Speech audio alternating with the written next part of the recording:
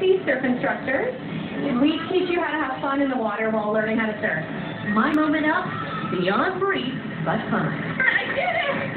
I did it! You did it, right? Even my mini-me gave it a try. She still did better than I did, didn't she? Yeah. Where's Ray Dicker? I want him to weigh in on my, surfing ability. You know, Really, no. Yeah, That's the whole Lisa, thing. that was like Lisa's series Kids as props continues. They don't know that gentleman like Enough for me, it doesn't. Yes. All right, thank you, Lisa. Thank you very, very much. We want to welcome to the show right now. This is going to be interesting. Anila Ali is with us. Let me tell you a little bit about her. You're here today because of the big conference coming up. Yes, we have a conference tomorrow.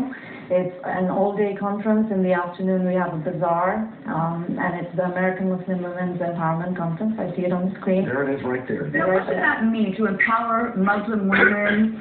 Well, let me tell you that Muslim women are empowered. American Muslim women are empowered because they are American. Mm-hmm. It's just that the media has a different perspective on that, and we want to change that. We got together with the LAPD, with the Irvine Pakistani Parents Association, the Council of Pakistan-American Affairs, and we decided that we wanted to get engaged with the civic life of America. We wanted to empower other women that are not empowered. And, there's like 59% of American Muslim women that are working. So, and about 17% of us are, making more than $5,000 a year. So we are quite empowered. Part of the problem is you're from Pakistan. Yeah. You lived in Saudi Arabia for a while. I think our perspective on Muslim women is more like Saudi Arabia than America. And that's exactly what we want to change. One of the misconceptions is that, an Arab is a Muslim and a Muslim is an Arab. Not true. And it's so not true because, look at the diversity of the American Muslim women. It's amazing. It's When amazing. you were there, when you were in Saudi Arabia, I assume you were completely covered. I had to be. And, that's one of the reasons I left Saudi Arabia. And I moved to the U.S. because I wanted to embrace all the ideals that America represents.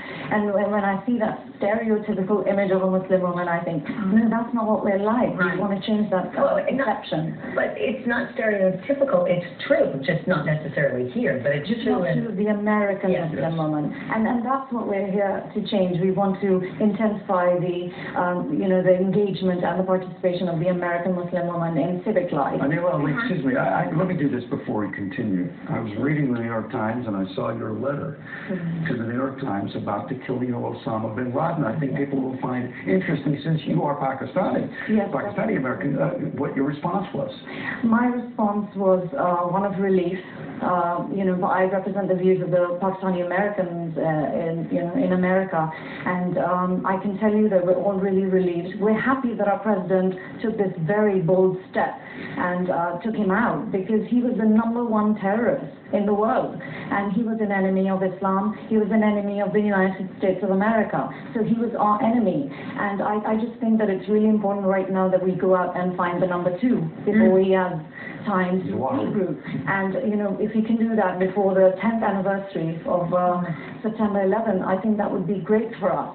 And so I know that I represent the views of all the Muslims as well in America, that we are relieved and we're with our government. And that's one of the reasons why we're having this conference, to show that we are part and parcel of this greatest democracy in the world. And, to come out and help our federal government agencies and to connect these Muslim American women with all of our people that are working for us, for our civil rights.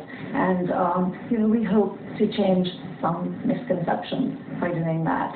You also, you make a good point. You've lived in Irvine for a long time. I have. And you wrote a book with another woman, Jewish woman, good friend of yours. Very good. And you talk about the fact that it has been not difficult, but you've had moments being Pakistani American. And you can only imagine here in Southern California, if you have those moments, what is it like in small towns across America?